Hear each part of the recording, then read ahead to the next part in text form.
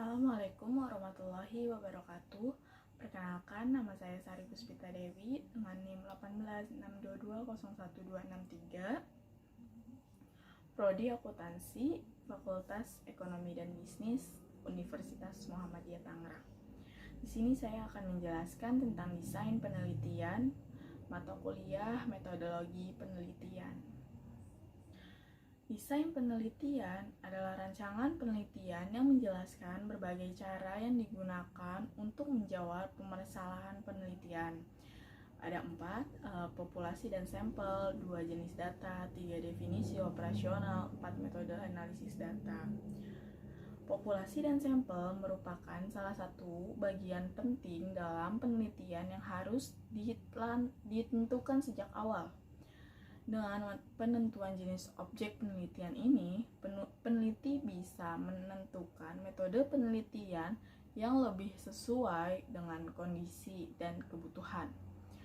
Populasi itu sendiri adalah keseluruhan dari subjek penelitian. Menurut Jarwanto tahun 1994, halaman 204, populasi adalah jumlah keseluruhan dari satuan-satuan atau individu-individu yang karakteristiknya hendak diteliti, dan satuan-satuan tersebut dinamakan unit analisis dan dapat berupa orang-orang, institusi-institusi, dan benda-benda. Jadi populasi adalah seluruh variabel yang terkait dengan topik dan penelitian. Sedangkan sampel adalah sebagian dari populasi tersebut. Sampel adalah bagian dari populasi yang memiliki karakteristik mirip dengan populasi itu sendiri. Sampel disebut juga contoh. Nah, nilai hitungan yang diperoleh dari sampel ini yang disebut dengan statistik. Menurut Jarwanto tahun 1994, halaman 43, sampel adalah sebagian dari populasi yang karakteristiknya hendak diteliti. Nah, yang kedua, jenis data. Menentukan jenis data sebelumnya melakukan penelitian sangat penting dilakukan, mengingat data sangat mempengaruhi jenis penelitian dan pengelolaan yang akan dilakukan. Jenis data ada 8, menurut sifatnya, menurut skala pengukurannya, menurut sumbernya, dan menurut bukan kategori. Nah, dari masing-masing ini ada dua datanya. Ada data kualitatif, data kuantitatif, itu menurut sifatnya. Data kualitatif merupakan data yang berdasarkan pada argumen. Nah, data kuantitatif adalah jenis data penelitian yang memiliki bentuk, angka, dan bilangan. Sedangkan menurut skala pengukurannya ada data nominal dan data ordinal. Data nominal adalah data yang termasuk dalam jenis data kualitatif berdasarkan skala pengukuran. Jenis data nominal ini memiliki sifat yang star dan tidak bisa menunjukkan tingkat tertentu. Data nominal hanya dapat menghasilkan satu jenis kategori saja. Selanjutnya ada data ordinal. Pada data ordinal memiliki sebuah tingkatan tertentu. Tingkatan yang ada pada jenis data ordinal dapat berurutan dengan baik, dimulai dari yang terendah ke yang tertinggi, ataupun yang sebaliknya, dari tertinggi yang ke rendah. Selanjutnya, menurut sumbernya, itu ada data primer dan data sekunder. Data primer merupakan jenis data yang didapat dengan sumber data secara langsung. Sedangkan data sekunder, data yang merupakan jenis data yang dapat diperoleh melalui sumber yang sudah tersedia. Nah, kalau menurut bukan kategorik, ada data interval dan data rasio. Data interval tergolong dalam jenis data penelitian kuantitatif. Sama seperti data ordinal, data interval ini memiliki sifat berupa jenjang urutan dengan kriteria tertentu. Dan data rasio merupakan jenis data penelitian dengan sifat dari data nominal ordinal, dan juga data interval. Slide selanjutnya yaitu definisi operasional. Definisi operasional adalah cara mengukur variabel dengan menggunakan berbagai skala. Macam-macam skala pengukuran ada 4. Yang pertama skala nominal, yang kedua skala ordinal, yang ketiga skala interval, yang keempat skala rasio. Yang pertama skala interval atau Likert. Skala Likert digunakan untuk mengukur sikap, pendapat, dan persepsi seseorang untuk sekelompok orang tentang fenomena. Dengan skala Likert, variabel dijabarkan sebagai indikator. Kemudian indikator dijadikan item-item pertanyaan. Jawaban setiap item instrumen mempunyai gradasi dari sangat positif sampai sangat negatif. Terus skala Likert, contoh alternatif jawaban dalam skala Likert ini biasa kita temui, misalnya yang pertama itu sangat setuju, setuju, ragu-ragu, tidak setuju, sangat tidak setuju, atau misal sangat positif, positif, negatif, sangat negatif, atau selalu dilaksanakan, sering, kadang-kadang, tidak pernah, sangat baik, baik, tidak baik, dan sangat tidak baik. Nah, biasanya penelitian jenis ini sering kita dapati ketika seseorang meminta tolong untuk membantu mengisi kuesioner dalam penelitian skripsinya. Selanjutnya, skala pengukuran dan instrumen penelitian. Skala Likert yang jawaban sangat setuju, selalu, sangat positif akan diberi skor 5, dan setuju, sering, positif itu akan diberi skor 4, dan semakin ke bawah itu skornya akan semakin berkurang. Kalau ragu-ragu, kadang-kadang, netral itu 3, skor 3, tidak setuju atau hampir tidak pernah atau negatif diberikan skor 2, dan yang sangat tidak setuju atau tidak pernah diberikan skor 1. Selanjutnya itu skala Goodman. Nah, skala pengukuran dengan 2 jawaban yang tegas. Data yang didapat, interval atau rasio. Terus skala Goodman dapat dibuat dalam bentuk pilihan ganda, juga dalam bentuk checklist. Jawaban dibuat skor tertinggi 1 dan terendah 0. Jadi skala Goodman skala yang digunakan untuk mendapatkan jawaban tegas dari responden, seperti setuju, tidak setuju, iya atau tidak, positif atau negatif. Yang kedua, skala nominal. Skala nominal adalah skala pengukuran di mana angka tidak memiliki makna kecuali hanya sebagai pembeda. Jadi skala nominal itu skala yang hanya bisa membedakan benda, peristiwa, ataupun objek yang diteliti antara satu dengan yang lainnya berdasarkan nama atau predikatnya. Contoh, hitam, putih, KP Big Four dan KP Non Big Four, pria, wanita, departemen akuntansi, dan departemen pemasaran. Selanjutnya ada skala ordinal. Skala ini memiliki makna rating. Skala ordinal adalah skala yang mengandung pengertian tingkat. Walaupun sama-sama bertipe faktor, skala ini disebut-sebut lebih tinggi daripada skala nominal. Skala ordinal ini lebih sering disebut dengan skala peringkat. Jawaban pertanyaan bertingkat. Contohnya berkaitan dengan juara.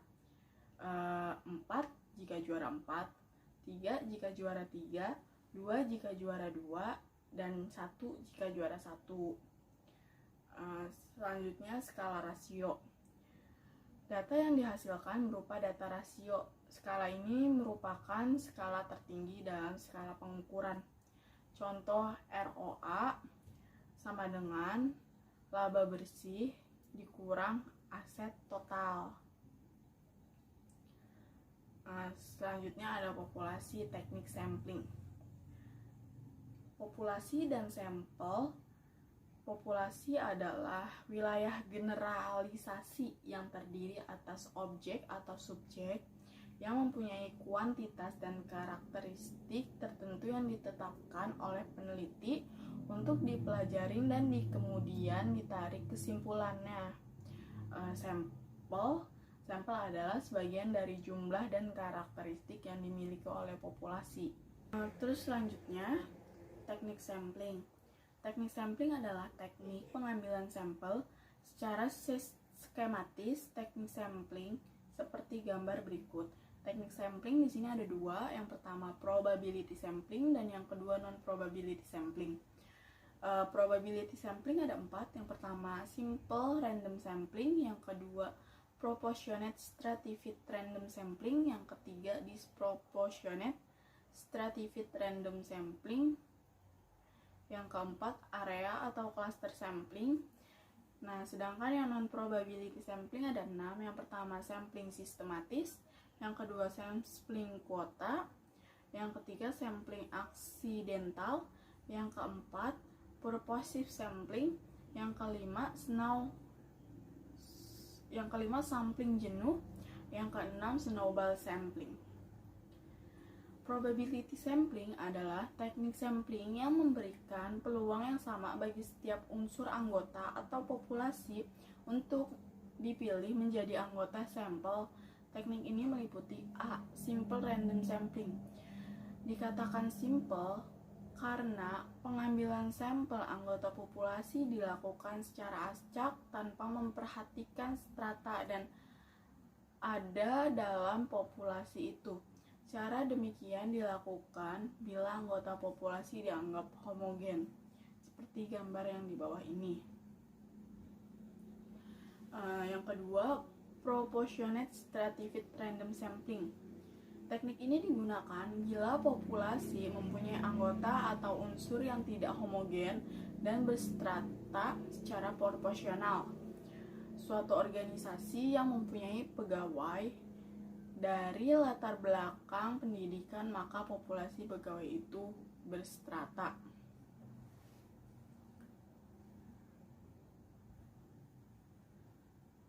Yang C, disproportionate stratified random sampling. Teknik ini digunakan untuk menentukan jumlah sampel bila populasi strata tetapi kurang proporsional. Misalnya, pegawai dari PT tertentu mempunyai lulusan S3 3 orang, S2 4 orang, S1 90 orang, SMU 800 orang, SMP 700 orang, maka 3 orang lulusan S3 dan 4 orang S2 itu diambil semuanya sebagai sampel karena 2 kelompok terlalu kecil bila dibandingkan dengan kelompok S1, SMU, dan SMP. Nah, selanjutnya yang C, cluster sampling atau area sampling. Teknik sampling untuk menentukan sampel bila objek yang akan diteliti atau sumber data sangat luas. Misal, penduduk dari suatu negara, provinsi, atau kabupaten untuk menentukan penduduk mana yang akan dijadikan sumber data pengambilan sampel berdasarkan daerah populasi yang ditetapkan. Misal, di gambar ini itu ada banyak banget, ada A, B, C, D, E, F, G, H, I, itu yang menjadi populasi daerah. Lalu ke tahap 1 diambil sampling secara random. Yang diambil adalah yang A, C, D, F, G. Selanjutnya diambil dengan random di tahap 2 dan itu menjadi sampel individu. Itu yang disebut teknik cluster random sampling. Selanjutnya ada teknik sampling non-probability sampling. Ada non-probability sampling adalah teknik yang tidak memberikan peluang atau kesempatan sama bagi setiap unsur atau anggota populasi untuk dipilih menjadi sampel. Yang pertama ada sampling sistematis.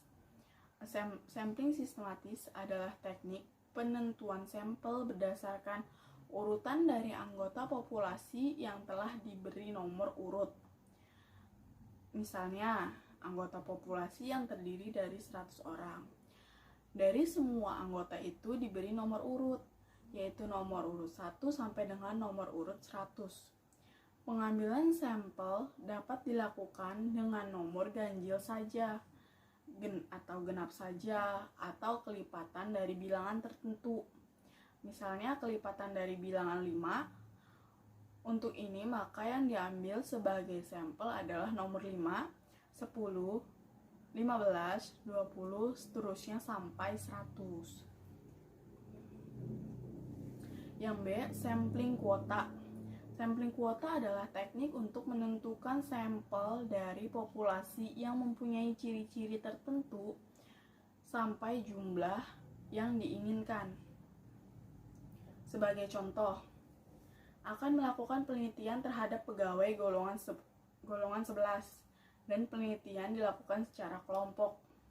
Setelah jumlah sampel ditentukan 100 dan jumlah anggota penelitian berjumlah 5 orang, maka setiap anggota peneliti dapat memilih sampel secara bebas sesuai dengan karakteristik yang ditentukan. Golongan 11 sebanyak 20 orang. Selanjutnya, sampling aksidental. Sampling aksidental adalah teknik penentuan sampel berdasarkan kebetulan, yaitu siapa saja yang secara kebetulan bertemu dengan peneliti dapat digunakan sebagai sampel bila dipandang orang yang kebetulan ditemu itu cocok sebagai sumber data. Yang D, sampling purposive adalah teknik penentuan sampel dengan pertimbangan tertentu. Misalnya, akan melakukan penelitian tentang disiplin pegawai, maka sampel yang dipilih adalah orang yang ahli dalam bidang kepegawaian saja. Yang E, sampling jenuh. Sampling jenuh adalah teknik penentuan sampel bila semua anggota populasi digunakan sebagai sampel. Hal ini sering dilakukan bila jumlah populasi relatif kecil, kurang dari 30 orang. Istilah lain, sampel jenuh adalah sensus, di mana semua anggota populasi dijadikan sampel. Yang F, snowball sampling adalah teknik penentuan sampel yang mula-mula jumlahnya kecil. Kemudian sampel ini disuruh memilih teman-temannya untuk dijadikan sampel. Begitu seterusnya hingga jumlah sampel semakin banyak. Ibarat bola salju yang menggelinding, makin lama semakin besar. Pada penelitian kualitatif banyak pengguna sampel, purposive, dan snowball. Di sini ada contoh gambarnya. Sampel yang A itu sebagai sampel pertama, terus A memilih B dan C. Nah, si C dan B ini memilih teman-teman lagi. Nah, teman-teman ini memilih teman-temannya lagi, dan begitu seterusnya. Sekian presentasi dari saya. Kurang lebihnya mohon maaf. Wabillahi taufiq wal hidayah. Wassalamualaikum warahmatullahi wabarakatuh.